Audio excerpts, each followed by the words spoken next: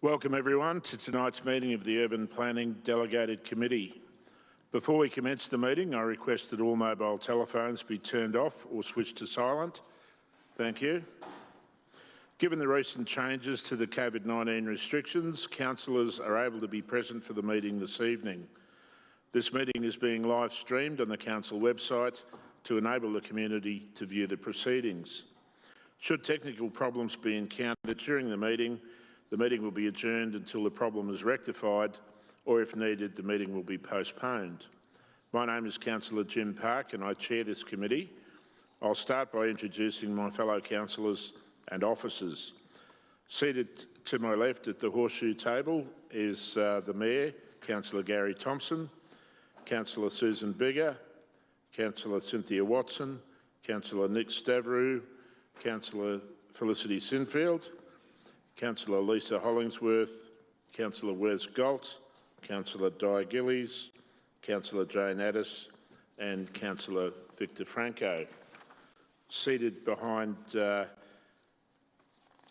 Councillor Bigger is the Chief Executive Officer, Philip Storer. Seated immediately to my right is Sharan Wickramasinghe, the Director of Urban Living. To his right, Simon Mitchell, the Manager of Strategic and Statutory Planning. Seated to my immediate left is David Thompson, the Manager of Governance and Legal, and to his left, Helen Pavlidis, the Senior Governance Officer. There are a number of other officers in attendance this evening, and they'll be introduced as they present reports. Essentially, the purpose of the Urban Planning Delegated Committee is to deal with issues under the Planning and Environment Act and the Building Act. This committee has delegated authority to make decisions on behalf of Council. Councillors are familiar with the reports, which include a summary of the objections received. For those in the gallery presenting this evening, when we come to the agenda item, it will be introduced by an officer. I will then call you one by one to come forward and address the committee. If you are making a submission, please present your viewpoints clearly and concisely on why you support or oppose the planning application. Please don't repeat what earlier speakers have said and keep the submission focused on relevant issues and points not previously raised. If you're opposed to the planning application, please inform the committee why you're opposed and suggest an alternative approach which would satisfy your concerns. Please focus on your concerns rather than matters of history or detail in the officer's report. Note that there is a strict time limit of 3 minutes for each speaker, including councillors, and whilst as chairperson I reserve the right to vary that time, I very seldom do. I'll ask speakers to stand at the lectern and I will invite those speaking against to speak first, followed by those speaking in favour. At the 2.5-minute mark, you'll hear the bell ring. That will indicate that you have 30 seconds remaining to conclude your presentation. Turning now to the agenda, apologies. Mr Thompson, do we have any apologies for this evening? Through you, Mr Chair, there are no apologies for tonight's meeting. Thank you. Item 1, adoption and confirmation of the minutes of the meeting held on 22 March 2021. Councillor Thompson. Happy to move the minutes, Chair. Thank you. And seconder, Councillor Watson. Happy to second. Do you wish to speak to that, Councillor Thompson? Thank you, Chair. I think the minutes speak for themselves. Happy to move those. Thank you. I'll put that motion. Those in favour? That's carried unanimously. Item 2, declaration of conflict of interest of any councillor or council officer. Councillor Thompson.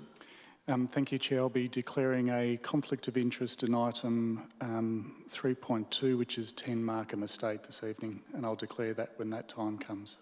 Thank you. That's noted. Any other conflicts of interest? No. That takes us then to item 3, presentation of officer reports.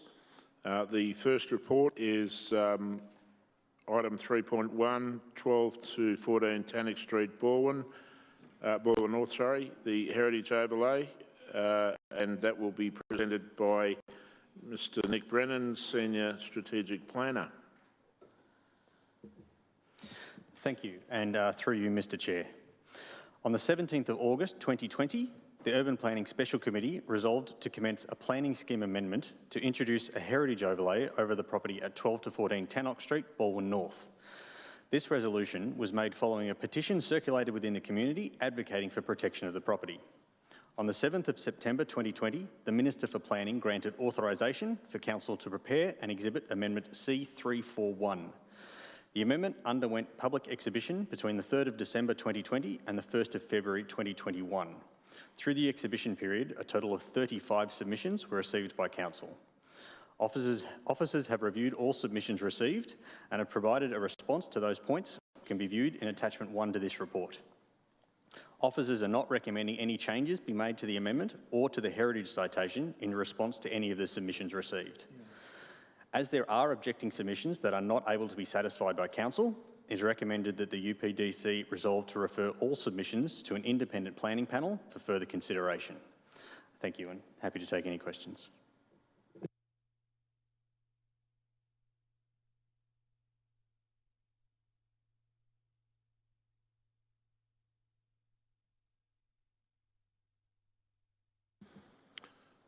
Thank you. We have 3 speakers tonight, all in favour.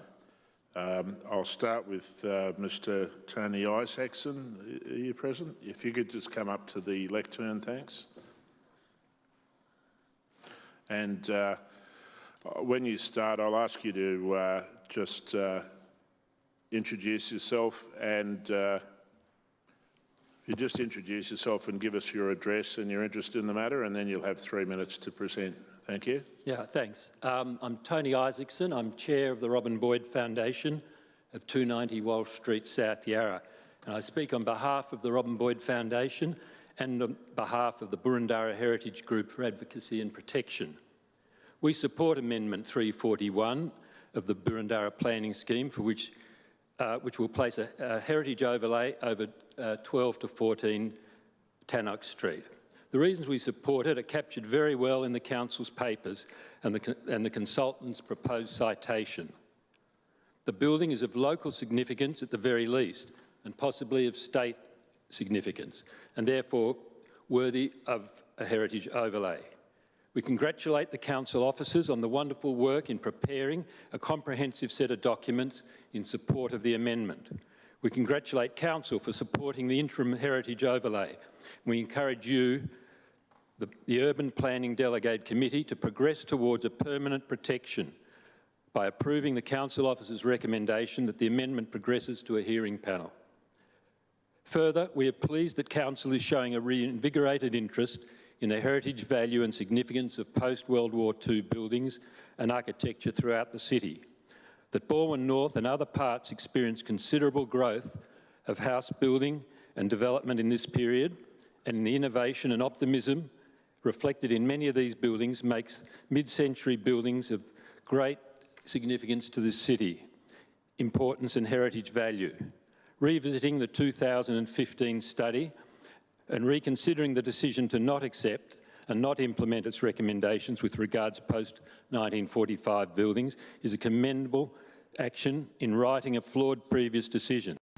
Extending this with a city-wide heritage gap study of mid-century buildings and architect would be an appropriate next step. Thank you. Do any councillors have any questions at all?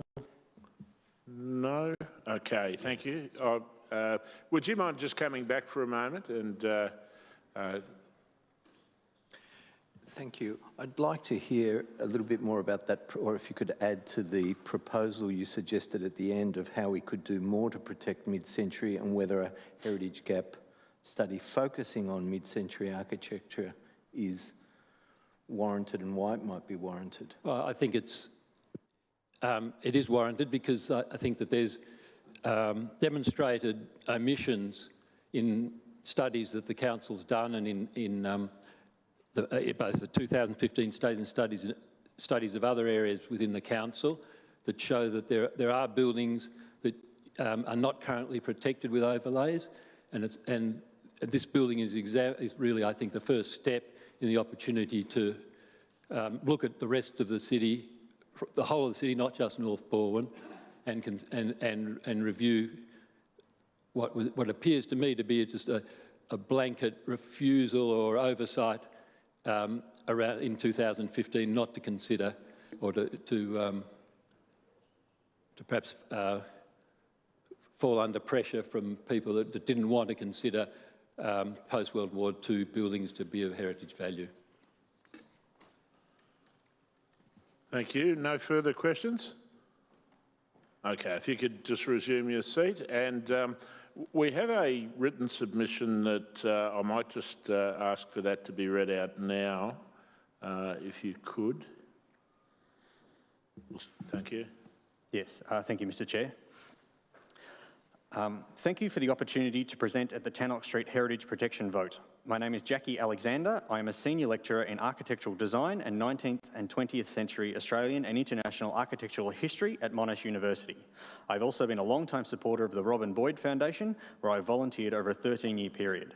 Unfortunately, due to teaching commitments, I could not attend in person tonight, so I've requested that this statement be read in my absence. In August last year, I initiated a Change.org position that sought heritage protection for the Robin Boyd-designed former Woods House at 12 to 14 Tannock Street, North Balwyn, after it had come to my attention that the house was for sale and was being marketed as a demolition and development opportunity. There was no mention of the significance of the house or that the house was designed by Victorian's preeminent modernist architect and author, Robin Boyd. That petition has since attracted 6,018 signatories to date in favour of heritage protection of the home. Notable signatories include celebrated mid-century Australian furniture designer Mary Featherston, Boyd's former client, Boyd's contemporary, the eminent architect Peter McIntyre, several members of the Boyd family, and Professor Alan Pert, Director of the Melbourne School of Design. As Simon Reeves' Statement of Significance from the 2015 Balwyn Conservation Study points out, the house is architecturally significant as an early and notably intact example of the work of Robin Boyd after commencing his own architecture practice in 1948. It remains one of the few remaining seminal examples of this phase of his career prior to his celebrated partnership with Roy Grounds and Frederick Romberg. The house encapsulated many ideas, such as open planning, split levels, and window walls, in this case an improbably large plate glass window, that were extremely innovative at the time, particularly in the context of post-war Melbourne, when materials and labour were still limited. It is a symbol of Australia's growing optimism and maturity at a time when Melbourne's eastern suburbs were expanding and new ideas about the contemporary living were explored through the vehicle of the modern home. The house's later alterations were each carried out by Robin Boyd in 1959 and 1971, which is testimony to his willingness to adapt his work for his clients so that the home could continue to grow and change with the family. I hope that you will agree with me and the 6,000 community members who recognise the value of protecting and preserving this treasured mid-century house for future generations to enjoy. Unfortunately, many other outstanding examples from this era have already been lost. Let's get it right this time. Thank you.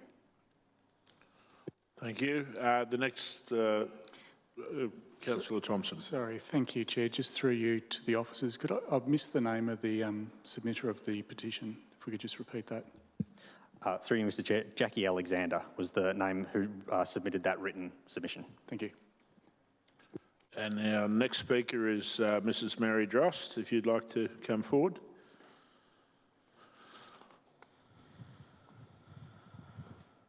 And Mrs. Drost, you've done this once or twice before, so you know the arrangement. If you could just give us your name and address, and you'll have 3 minutes thereafter. Yes, I'm Mary Drost, and I'm at 34 Prospect Hill Road, Camberwell. I'm glad you all turned around. I thought I'd be all speaking to the backs of your heads, but now you're all looking at me. It's a whole new arrangement, isn't it? You know, so they're more attractive from the back, though. Don't be rude. Ah, dear.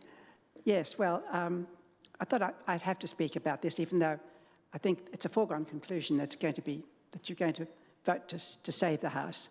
But I think it's very important that you do save this house.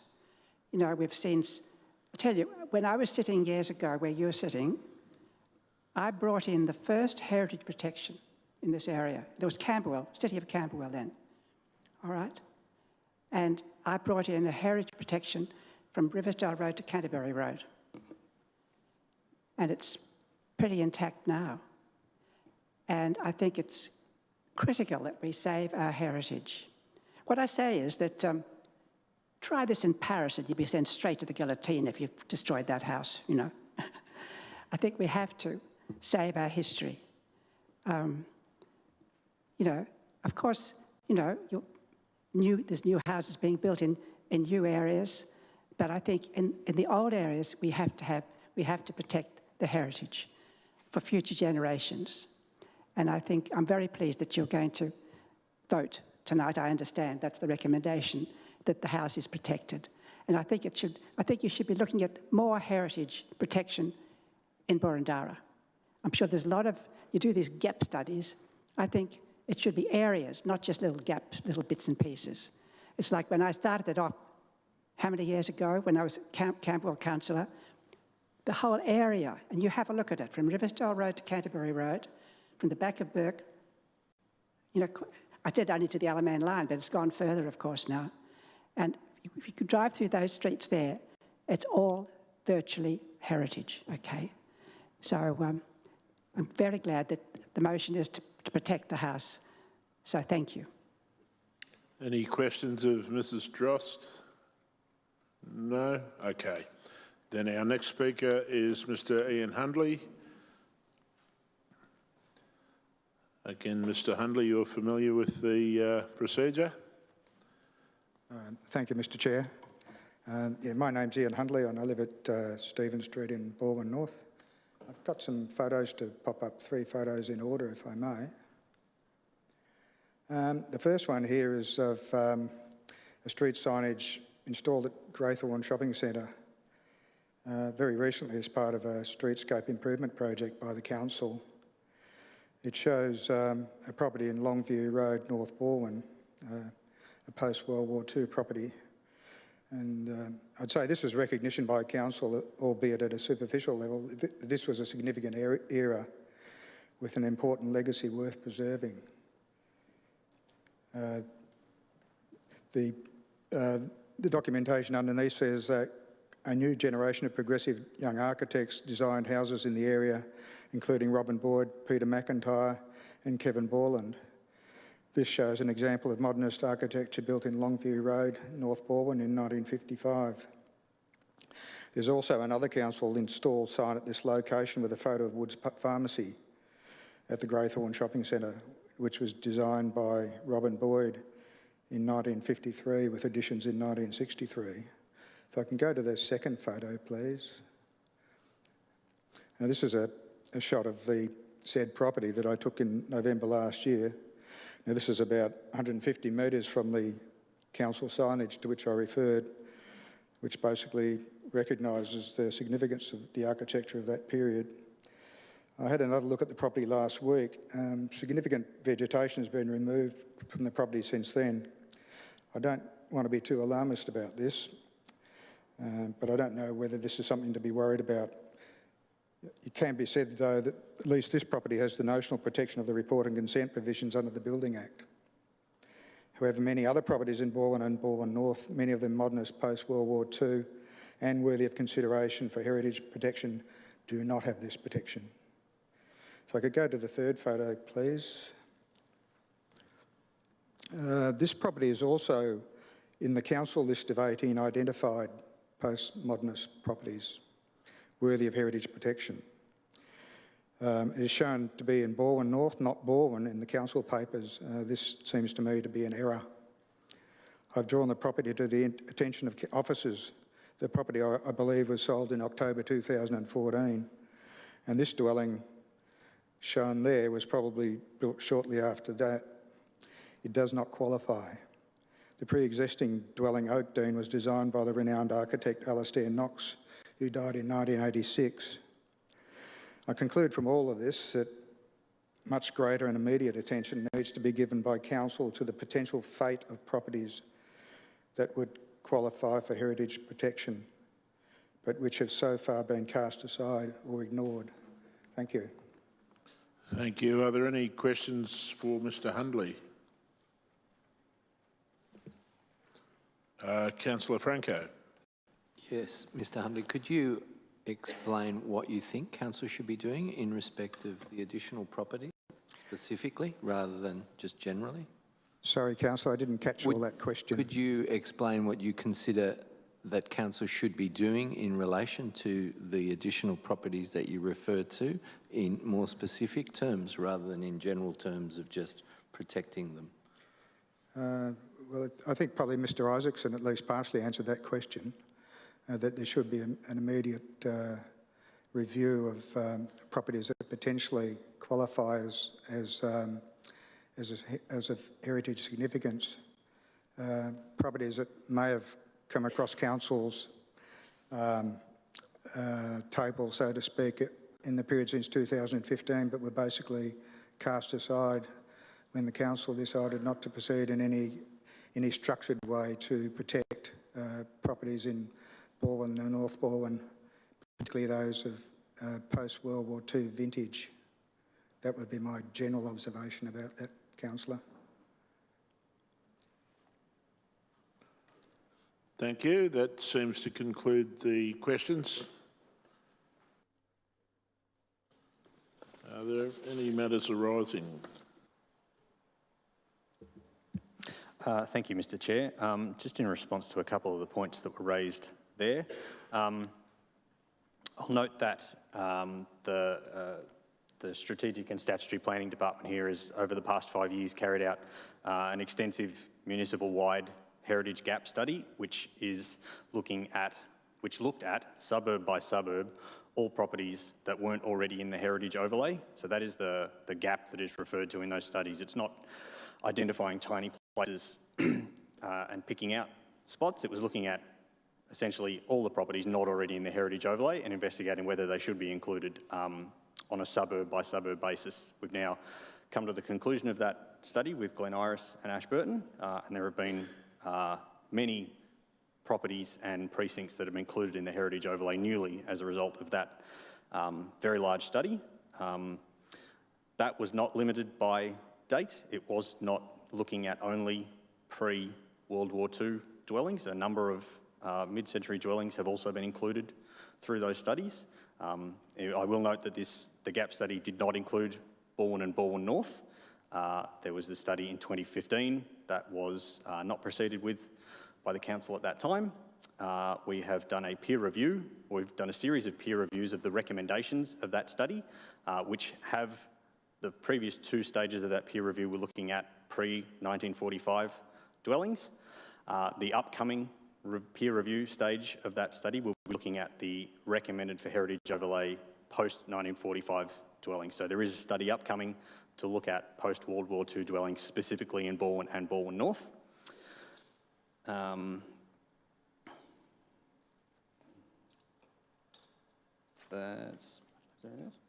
Yes, thank you. Thank you. Councillor Thompson. I have no questions, Chair, but when the time's right, I'm happy to move a motion. Thank you. Do we have any questions? Councillor Watson? No, when the appropriate Councillor time. Galt?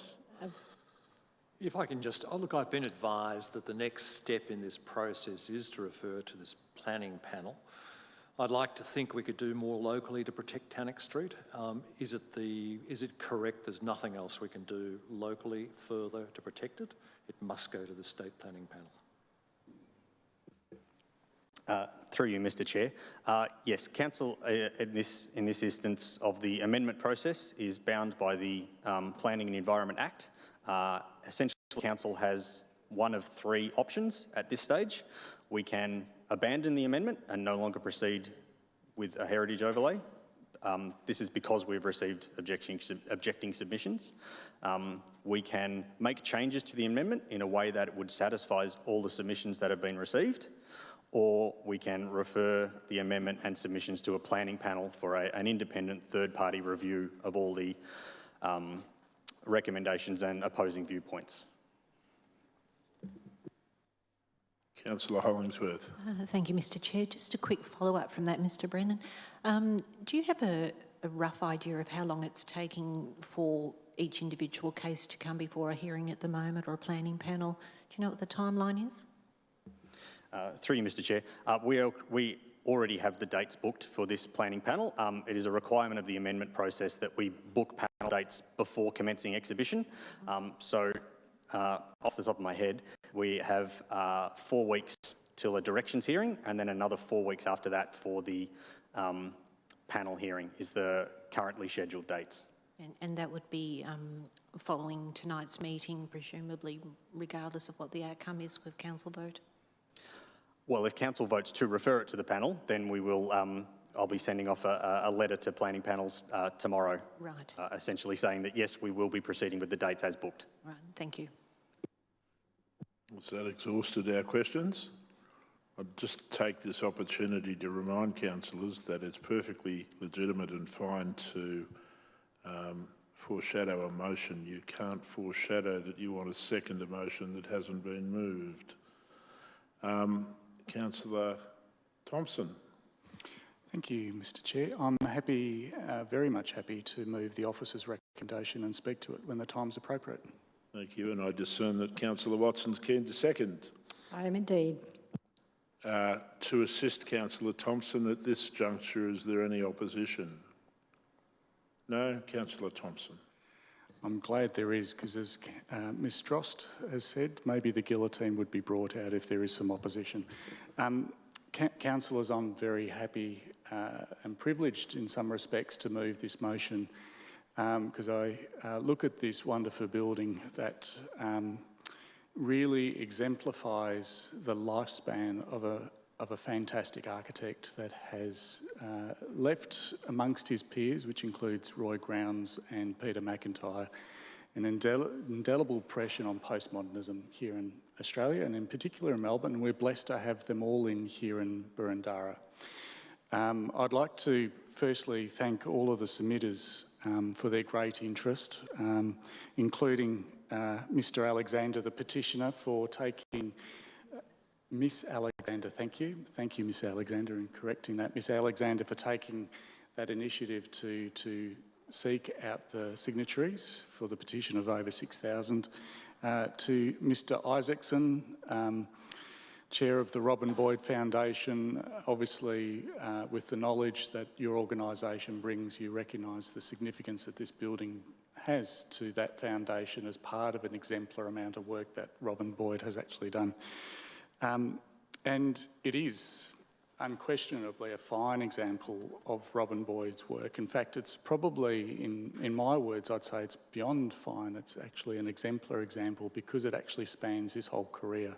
From the time that he was sort of very much post-Second World War, after he returned as a serviceman, when he started the infancy of a sole practitioner, right through the time that he worked with Roy Grounds and Romberg and Boyd in that partnership, right up pretty much to the time of his passing in 1971.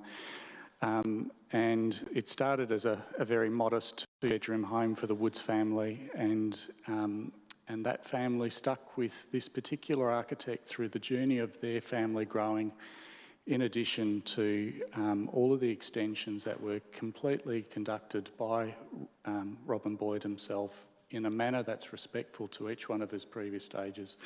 This is, in fact, an intact and wonderful example of his work, which, as I say, reflects the whole lifespan of his professional career, for almost all of it. And I just wholeheartedly recommend this, Mr Chair and councillors, to the planning panel, and look, trusting that the planning panel also sees the exemplar nature of this particular building, and very much look forward to its protection in perpetuity and taking on board some of the other comments that council might actually look towards other postmodernist buildings, but wholeheartedly recommend this, councillors. Thank you. Thank you, Councillor Thompson. The motion's unopposed, so I will put that. Those in favour? That's carried unanimously. That takes us to item 3.2, and Councillor Thompson, you've... I've got a conflict of interest given the nature that the company to which I'm a director is contracted as a panel architect to Homes Victoria, so I'll leave the chamber, Mr Chair. Thank you. And that report, when the Mayor is absent, will be presented by Mr Mitchell. Thanks, and through you, Chair. Planning Scheme Amendments C321 was approved by the Minister for Planning on the 24th of September 2020. The amendment inserted the Markham Housing Estate Incorporated document into the Burundara Planning Scheme. The incorporated document facilitates redevelopment of the former Markham Estate for 178 dwellings, which comprise 111 public housing dwellings, and the remainder being affordable dwellings, in accordance with conditions set out in the document. The officer's report before you tonight undertakes an assessment of the documents prepared on behalf of Homes Victoria in accordance with conditions set out in the Markham Housing Estate Incorporated document. These documents have been submitted to the Minister for Planning for endorsement. Once endorsed, Homes Victoria will be entitled to commence development of the Markham Estate. The incorporated document, and this is important to note, does not set out a formal process inviting or entitling Council to provide feedback on the issues of compliance. However, the Department officers have indicated that they will consider Council's views as part of preparation of their advice for the Minister for Planning. Council has advocated over many years for an increase in public housing for the site and a more appropriate built form, and the current proposal has come some way since the initial 2015 announcement by the then Minister for Housing, Disability and Ageing that the Markham Avenue public housing estate would be demolished and redeveloped for around 240 units, including a 10% increase in social housing above the 56 dwellings previously on the site, with the balance being private dwellings. That initial proposal included buildings up to 7 storeys. The maximum height now is proposed at 4 residential storeys above basements. However, officers are of the view that the proposal still has a range of shortcomings. So a number of conditions and requirements that are set out in the incorporated document have not been satisfied in our view. There's insufficient detail provided in the document to demonstrate compliance with some of the conditions and requirements that are set out in that document. The design of the main north-south access way has not implemented the shared pedestrian and vehicle access principles that are required by the incorporated document. The traffic engineering analysis relied on by Homes Victoria to justify not widening Markham Avenue is, in our view, failed. And we are of the view that the post-development traffic volume will exceed the design capacity, which is set out in the planning scheme. The development also is required to meet the objectives of Res Code, however, fails to comply with the following standards relating to landscape, access, overlooking, solar access to open space, functional layout of dwellings, insufficient daylight to some windows. We're also of the view that the proposed layout of the western end of Building C, which is opposite the western residential boundary, misses an opportunity to address key community concern by reducing its height with no net loss of floor area. The layout of levels 2 and 3 in Building C should be amended in accordance with the layout set out in the report to reduce visual bulk impacts to those residents in Ashburn Grove. So our recommendation tonight is the Council writes to DWELP, the Department of Planning, Homes Victoria and the Minister for Planning to inform them of the shortcomings in the documents that have been submitted for endorsement. Thank you, Chair. Thank you, Mr Mitchell. Is that slide blurry or is it my imagination? Mr Chair, it's not your imagination. Oh, that's good. I don't have much imagination. All right, we've got 2 speakers, the first of whom is Ms Rita Fellows from the Ashburton Residents Action Group. Would you like to come forward?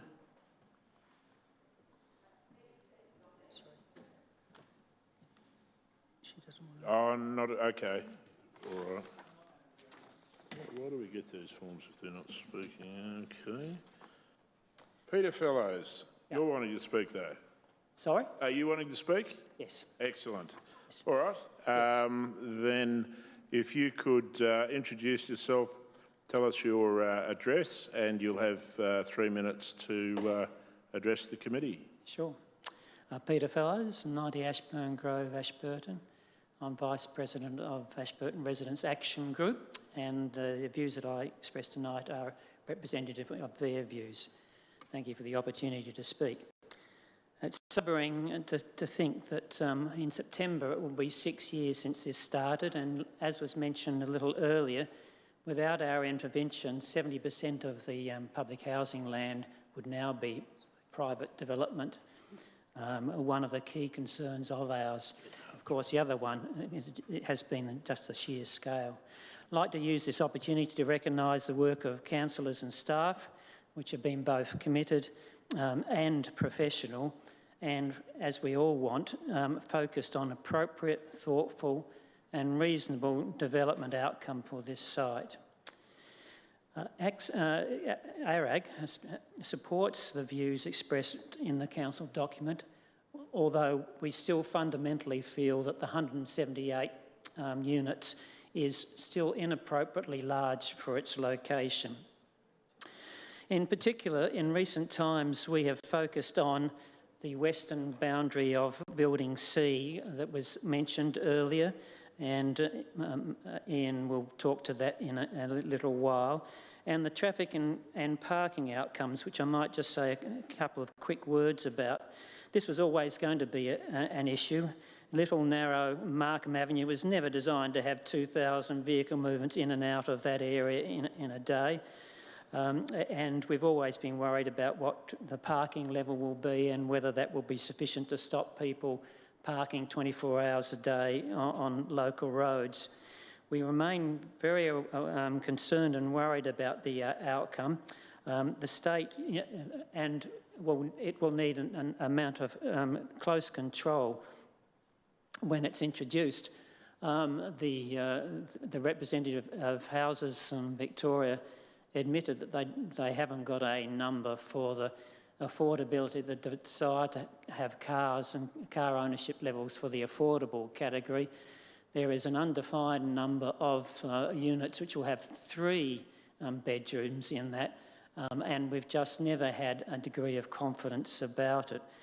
We support the council's view about widening Markham Avenue where it can be, and like the council report, we can't understand the rat running issue either.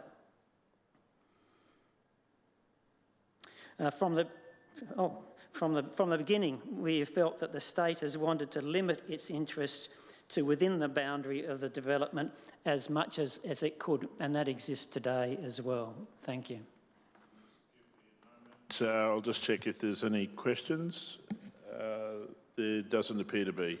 So if you could return to the gallery, thank you. Thank you. And our next presenter is Dr. Porter. Are you? Yeah. Dr. Porter, if you'd just come to the lectern and introduce yourself and tell us your address, and then you'll have 3 minutes to present. Can I ask a preliminary question? Will that show up under the light there? We can soon find out. Print it. Yeah, let's give it a try. One of the officers will come and get it. Give me that one back.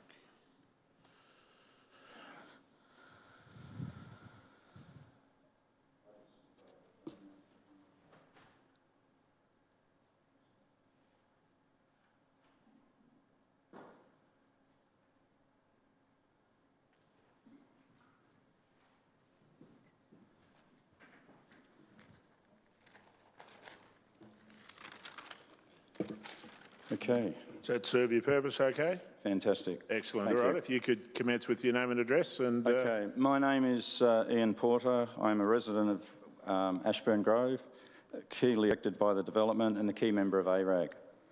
I've represented ARAG at every parliamentary meeting, every session with councils, government, whatever, about this development and all the detail connected to it. Massive thanks to you guys for your support. It's been absolutely fantastic. Without you, we'd be nowhere. Residents have no say in these developments. However, the document that's prepared does not comply in a couple of areas where it says it does comply, and they are major changes that need to be made to the development. During the 2 amendments, they made serious changes that were, the Legislative Council rejected the C251 amendment and the C298 because of heights and visual bulk. They reduced it to 3 and 4 stories. It is now 5 stories in parts of the development. They are back to what they planned initially. I ask that we be able to put a written request forward to demonstrate this. Part of it is on the board. It's very, very clear where the changes have occurred, and it occurred because they put undercroft parking under the buildings to replace the basement parking. The undercroft parking at sites is 2.8 metres high, and it is a residential story now. They said, DHS said that to us in our 4 or 5 meetings where we sat with them. They said above 1.2 is now a residential story. They do not recognise that in any of the planning, and it has severe impacts on visual bulk, height, and the overall development scale. It is a deceitful act, really, and we've been onto them for a while on it. So the heights of buildings C and E do not comply in the centres. They are listed, and Sharon has actually put in the document, they're 5 stories. They can't be 5 stories according to the C321 amendment. It is not possible. They are breaching the amendment.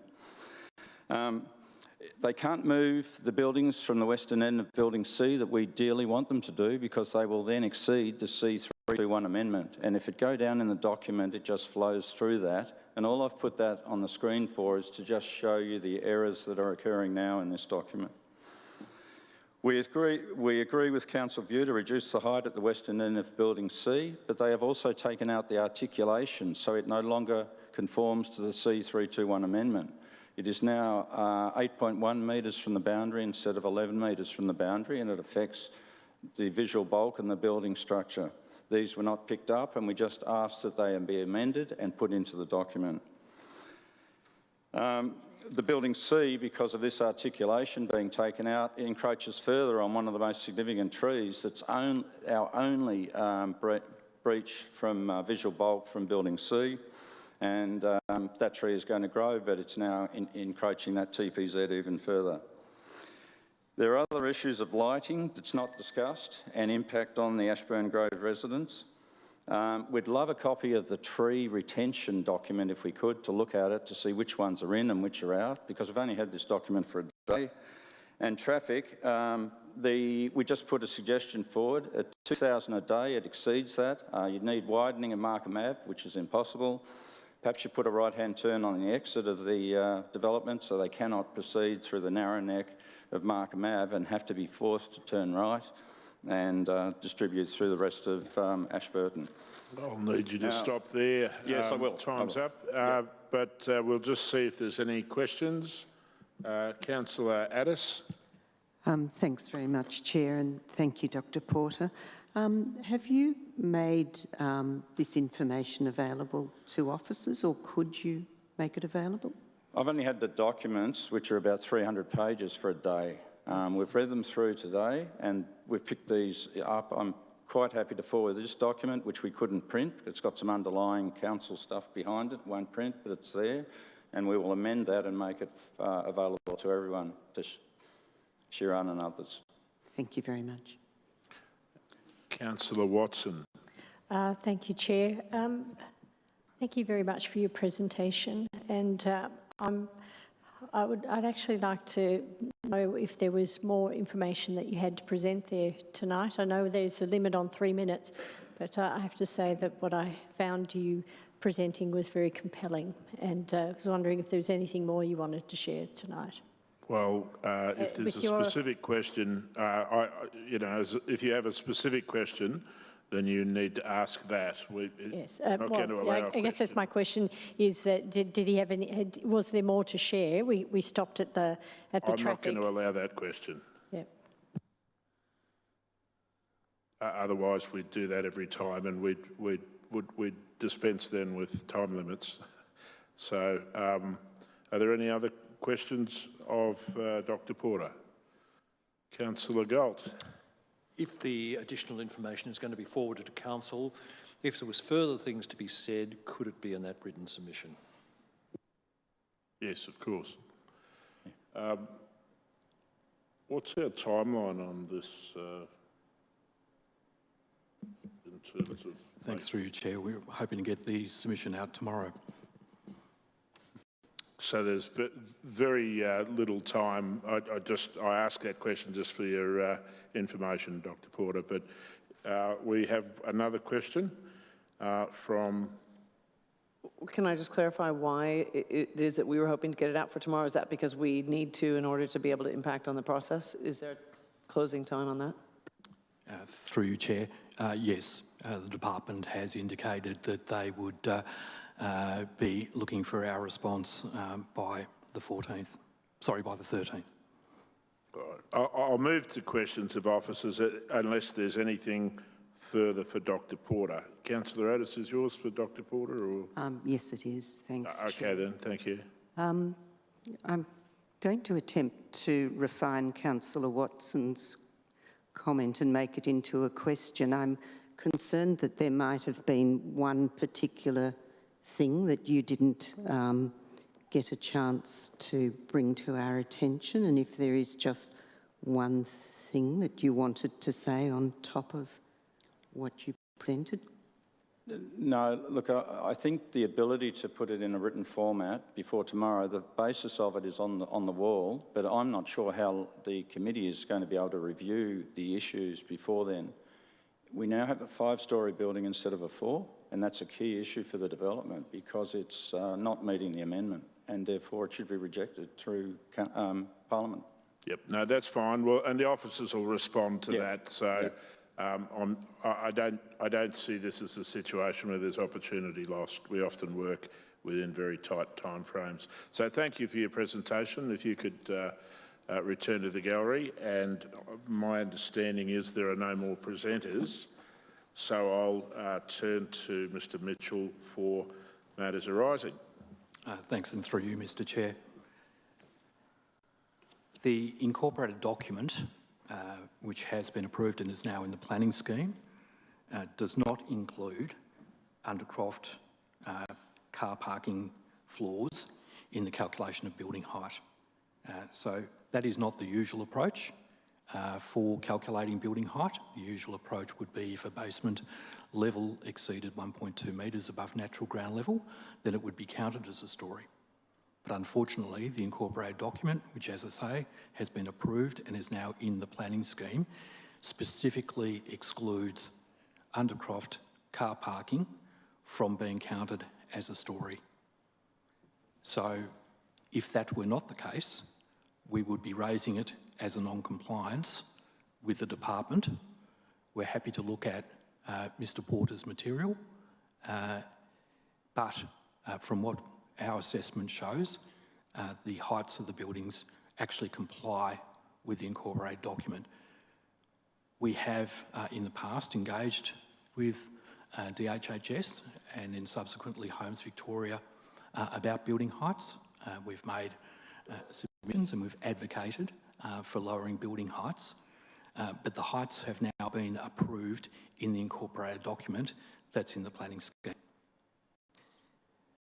In relation to the widening of Markham Avenue, yes, we agree that our estimate of the post-development traffic would exceed the road capacity, and our solution to that would be widening of the road.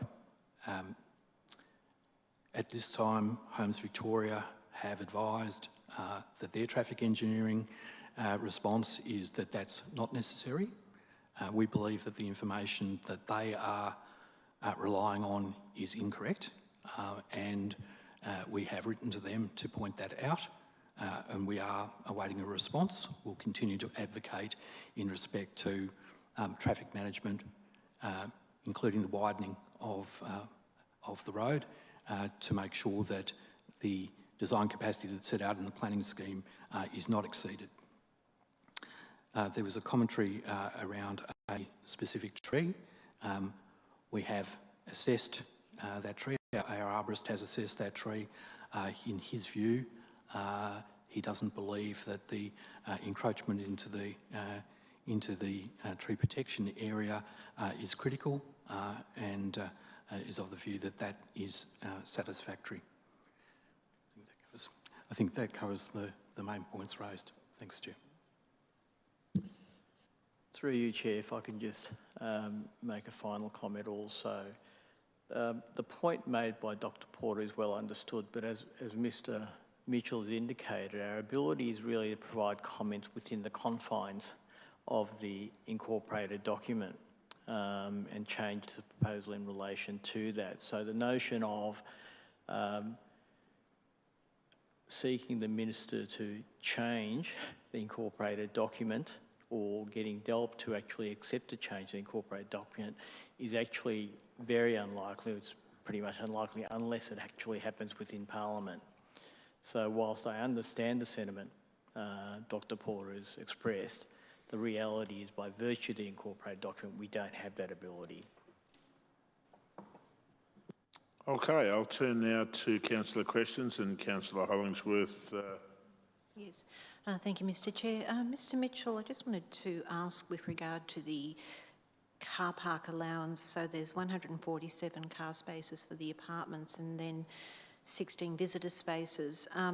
Is it your understanding that all car parks are to be within the Undercroft area or close to, or are there going to be sections of car parks around the estate? Thanks, and through you, Chair. My understanding is that most of the car parking would be in the Undercroft areas. There were indeed some visitor parking to be shown on the plans, which aren't actually shown on the plans, and that is one of the issues that we are actually raising. Yes, thank you for that. Because I was doing a little bit of research on the Wimmera... Question, please. Sorry, Mr. Chair, with your indulgence, one follow-up question. With the Wimmera design concept, that it encourages activity within the streetscape of the complex. And then that raised the question about with the location of the car parking, whether it was likely to be away from the Wimmera streetscape so that it's not putting risk to the occupants of the buildings. But I don't know if you're able to answer that, whether or not the additional visitor car park or resident car park is likely to be in the central corridor of the complex. Thanks, through Chair. So the WUNEF concept is for a shared space. So it's a shared vehicle and pedestrian space. That is not what is being proposed. But a WUNEF access could include parking, and our view is that there is visitor parking that is actually missing off that plan that would be accessed from that main access way. Maybe there. Thank you. Councillor Addis. Thanks very much, Chair. My query relates to the extra information that it appears you're going to receive. And should we be of a mind to support what's up on the screen? Does that give you the flexibility you need to incorporate anything that you should deem needing to be incorporated, or would we need to add some extra words here? Is there the room for officers to make administrative changes, or how would we handle that? We're just having a look at that now. So, and on that subject, ultimately when I seek a motion, there's just a little bit of repetition in the first two lines that I'll ask somebody to correct. That was my other question. Thank you.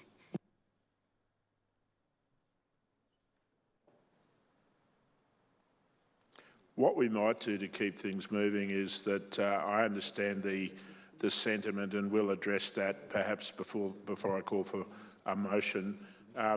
Councillor Galt. Through you, Chair, thank you. I just first like to again congratulate the officers for taking the opportunity that hasn't been formally given to them to comment, and I think we need to press on with those sorts of things.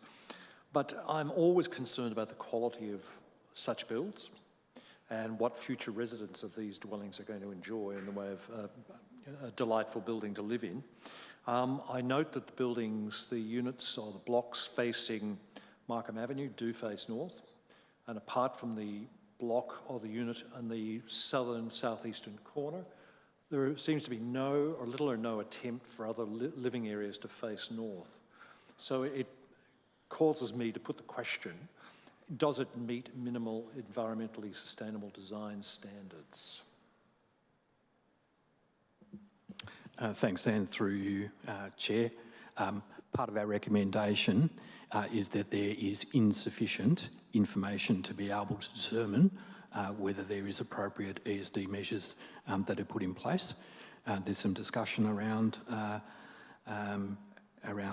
water tanks and solar panels, etc.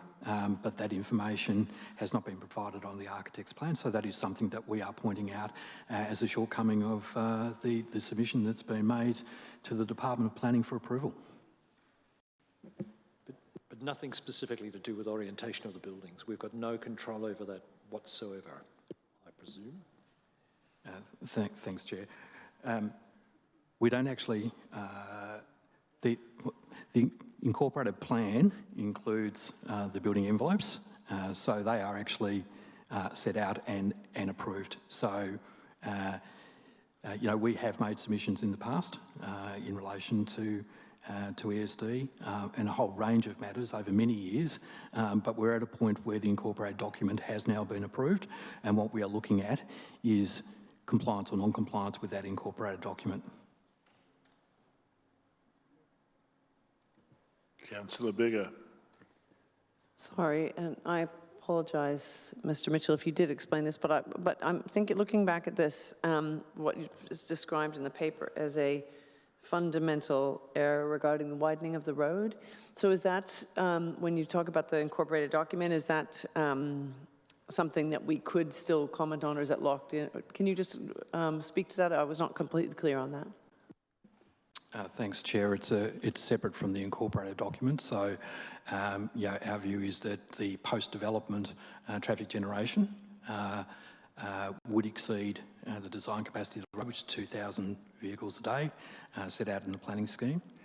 The error that, in our view, has occurred is that the initial traffic assessment that has been done by Homes Victoria's consultant included an assumption that the public housing was actually there and occupied at that time, whereas our checking is that it was not. So when they have come to do their assessment, we think that they have made an error in their assessment, and that is what we have already pointed out to them and will be pointing out again. Go ahead. And so just to follow on then, is that with the expectation that if that error were realised, they would hopefully recommend a widening of the road, ultimately? Which was our recommendation, is that correct? Thanks through you, Chair. We certainly hope that that is the case. They might decide that, in fact, the road does not need widening, notwithstanding the fact that the post-development traffic generation might be over the road capacity. So at this stage we can advocate, and that is what we are doing. Thank you. Councillor Addison, then Councillor Franco. Sorry, I just wanted to foreshadow a motion. I thought we got to that point. That's fine. Councillor Franco. I'd like to understand if there's anything we can do in relation to precluding the provision of car parking permits for future occupants of the building, and whether there is any standard. And I note that there is a lower than customary provision of car parking, and one of the things that's incumbent on us is to try to limit the issuing of, say, 2 permits per household in a block of apartments. To what extent can we do that, request that, and as well, will we look at the on-street? I note the issue of changing the classification of the road, or I may have the terminology incorrect, but could that incorporate ensuring that there are timed on-street parking restrictions? Thanks. Through you, Chair. The Council's residential parking policy would be that the residents do not get resident parking permits for on-street parking. In terms of looking at the parking restrictions that are in the street, that is a separate matter to what we're dealing with tonight, because it would require a process to be gone through, including consultation with residents in the street, but that's certainly something that could be looked at in future. Is there any scope of requesting that the government itself impose a restriction noting that on the titles that council will not be issuing, or that there will not be any parking permits issued, going further than simply relying on our policies? We could certainly point that out to them, but there's no, nothing that would make them do that. When we issue planning permits, we would generally put a note on for multi-dwelling development to advise that council's residential parking policy would not include resident parking permits, but they're under no obligation to do that. We still have a separate policy, and we still have the ability to make a decision in relation to who gets resident parking permits or not.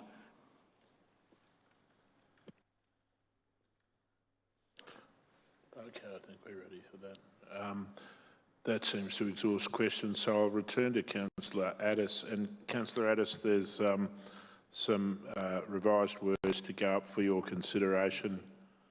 So through you, Mr Chair, and to assist with the meeting, the first bit, it's officers' understanding that it will read that the Urban Planning Delegated Committee resolved to authorise officers to prepare and send letters to Homes Victoria, the Department of Environment, Land, Water and Planning, and the Minister for Planning advising that 1 is printed in the agenda, 2 is printed in the agenda, 3 is printed in the agenda, as I flip my pages, 4 is printed in the agenda, 5 is printed in the agenda, and a new 6 that is in red, which is on the screen behind me.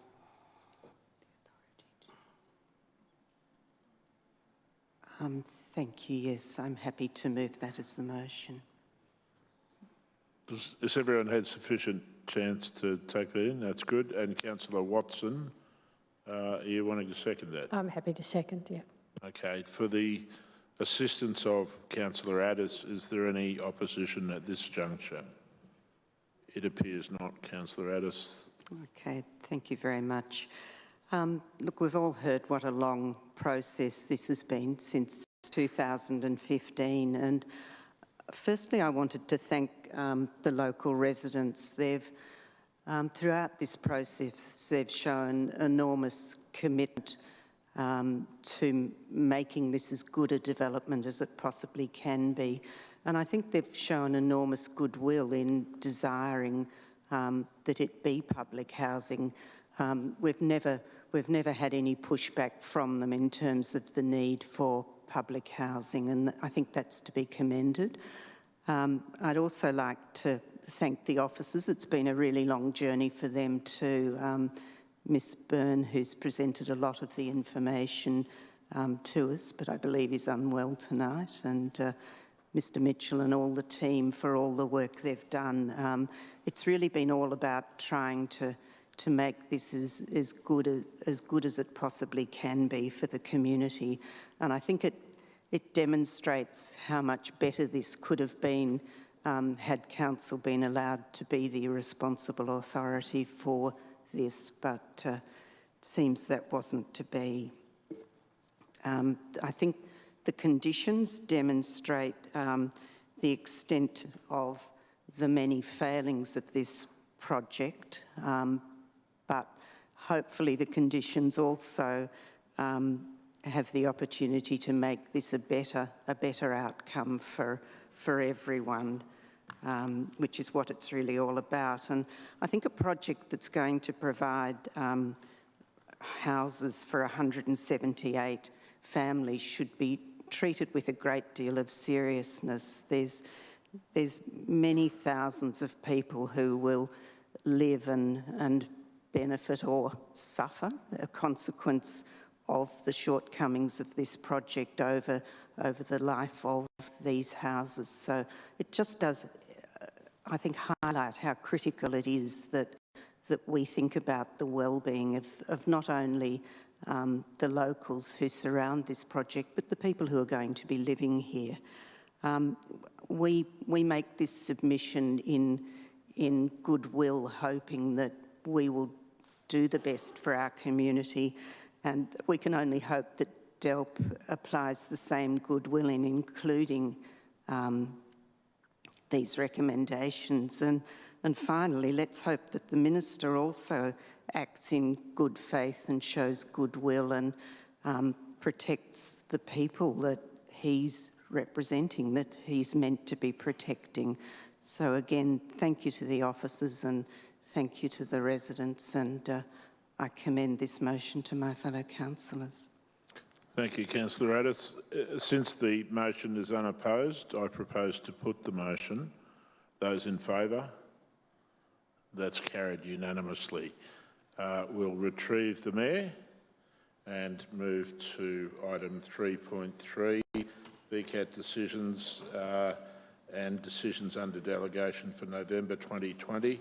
And again, that report is being presented by Mr. Mitchell.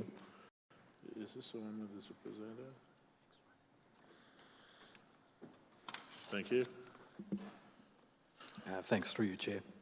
So this report sets out the decisions made under delegation and the VCAT decisions received in November 2020, and the recommendation is that the report be received and noted. Thank you. Are there any questions? Then I'm in search of a motion, please. Councillor Hollingsworth. Thank you, Mr. Chair. Happy to support the officer's recommendation. Moving the officer's recommendation, and a seconder in Councillor Biggar. Happy to second. Is there any opposition? Councillor Hollingsworth, do you wish to speak? Just briefly, thank you, Mr. Chair. Just wanted to acknowledge in November there were 95 applications processed, which is quite a significant amount of applications considering we're still working in a COVID environment with a lot of staff working remotely, and also that largely the majority of decisions were determined by a permit delegate or notice of decision. And just wanted to thank the officers for working with applicants and community to obtain such an amazing outcome under difficult conditions, and also with the 6 VCAT results that averaging a 50 to 60% positive outcome for councils pursuing getting the best outcome for the community. So thank you. Thank you. I'll put that motion. Those in favour? That's carried unanimously. It takes us to item 3.4, VCAT decisions for December 2020, and again presented by Mr. Mitchell. Thanks, Chair. So this report sets out the decisions made under delegation and the VCAT decisions that have been were received in December 2020, and again the recommendation is that the report be received and noted. Thank you.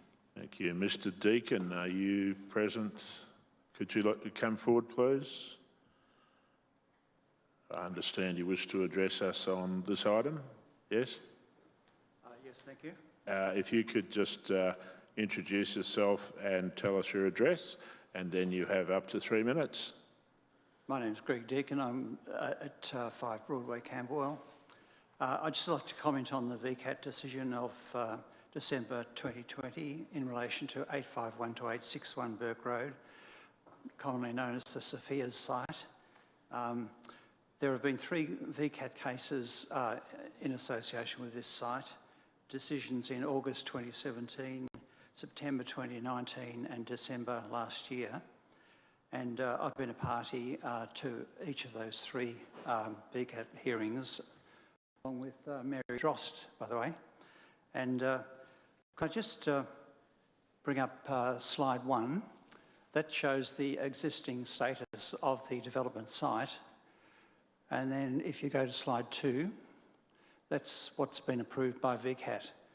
So I think you can see there's a radical difference between the one and the other. No attempt has been made to preserve some of the unique character of the older buildings on the site. The Maidstone Street frontage, go back to slide 1, please. That frontage is clearly of cultural significance. There's an argument for retaining the Federation portion, including the sympathetic extension, which I think most people would be really struggling to identify, while demolishing the later attempted modernisation with the addition of the hub fronting Burke Road, together with the much later addition of the mock moorish veranda.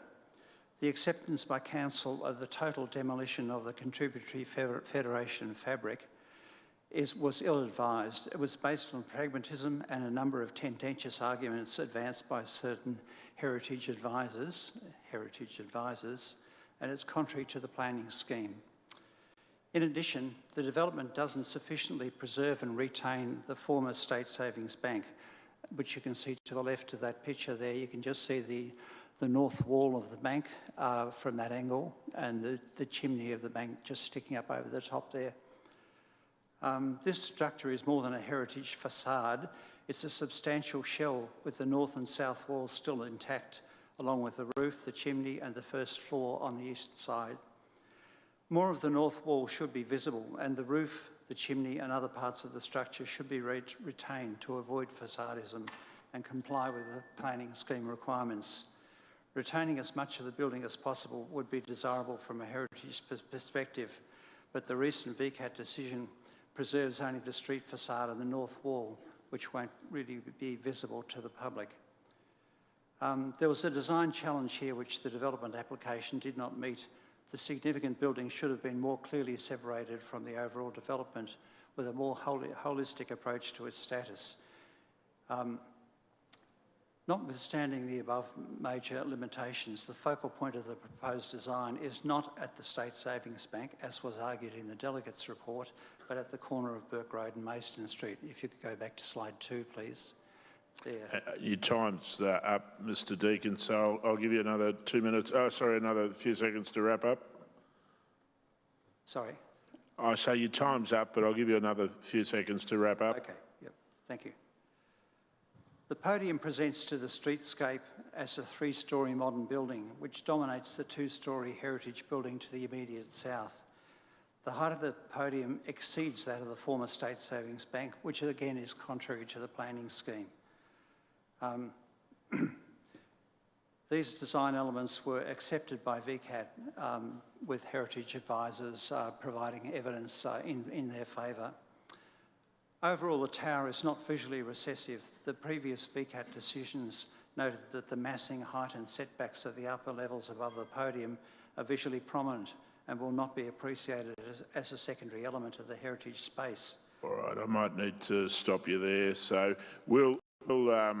firstly, we'll just check if there's any questions of you from councillors, and there doesn't appear to be, but so thank you for your presentation. If you'd like to resume your seat, and we'll hear from Craig Murphy, who's our appeals coordinator. Thank you, Chair.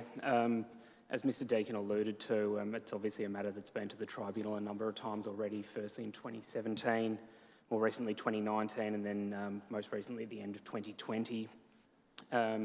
The most recent decision, the tribunal did direct that a permit is granted. That included the demolition, or the extent of demolition that Mr. Deakin was discussing there. The extent of demolition, sorry, just going back a second, in 2017 and 2019 being a repeat appeal, which is when a matter is refused and a permit applicant comes back a second, and in this case a third time. There are some principles that the tribunal adopts, and they're widely accepted in terms of commentary that they've made in the previous decisions and what needs to be remedied. The extent of demolition was one of those matters that was originally flagged to this extent in 2017, and that was consistent through the more previous decisions. Some of the other matters that were touched on, the facadism and the State Savings Bank that's going to be retained. As many will know, it is currently in a sort of shelled out state effectively. There are the northern and southern walls, and there's a 60-page tribunal decision that runs through it, but there's more than just the facade of that State Savings Bank that is going to be retained. The northern wall some 10 or 11 metres, which will form the entry into the new building, is going to be retained as well and will be seen from the public realm. Turning to the street wall height, that was another matter that was raised in 2017 and 2019 and seen acceptable in 2020. The tribunal found that the stepping up and that increase in height was something that actually responded to the topography along Burke Road and was also consistent with a number of the shop fronts that you see along Burke Road that sort of step with the topography up the hill.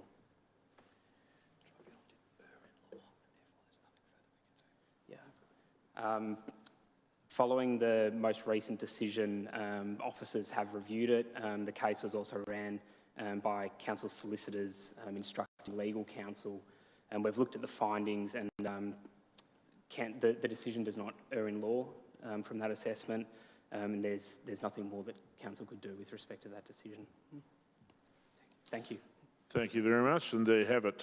So, councillors, are there any questions of officers before I seek a motion? Then I'm in search of a motion.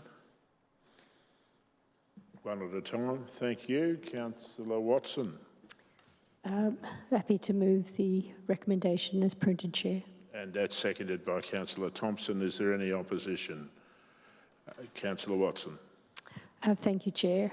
I just wanted to thank the officers for the work they've done and to make a few comments in particular in relation to this site, and thank Mr Deakin for coming in and sharing his thoughts with us and his concerns.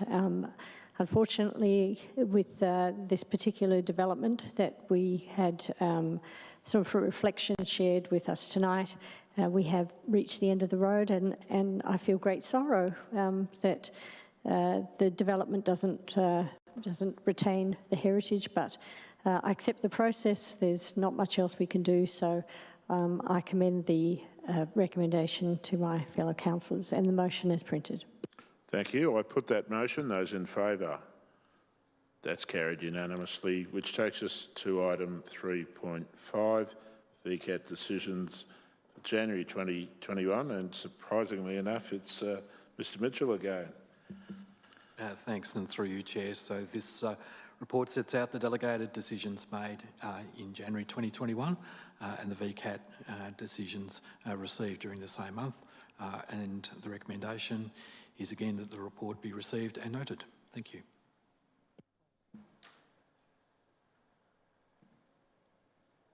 Councillors, are there any questions? Councillor Thompson. Happy to move a motion at the time it's appropriate. I think that's now, and Councillor Bigger, you're seconding. Sorry, happy to second. Thank you. That is the officer's recommendation. Thank you. Yes. All right. Do you wish to speak to that?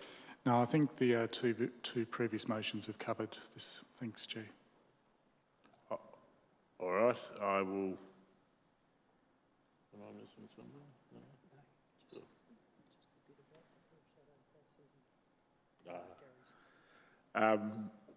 I'll put that motion. Those in favour? That's carried unanimously. And that takes us to item 3.6, VCAT decisions for February 2021. Mr Mitchell.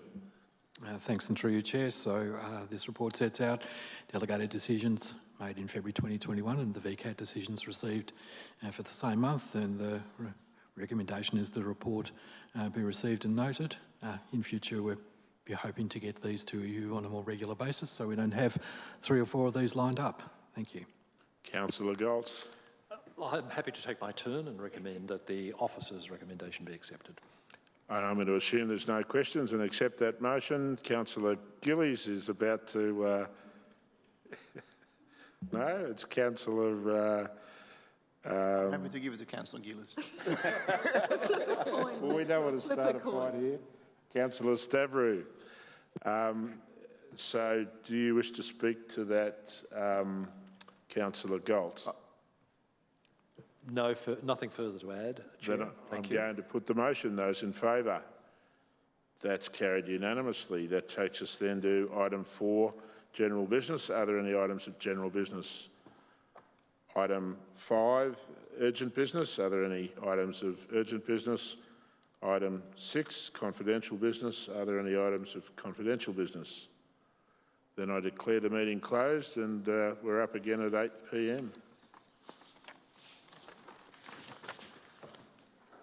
Thank you. Yeah, 5 minutes break before we come back for special council meeting.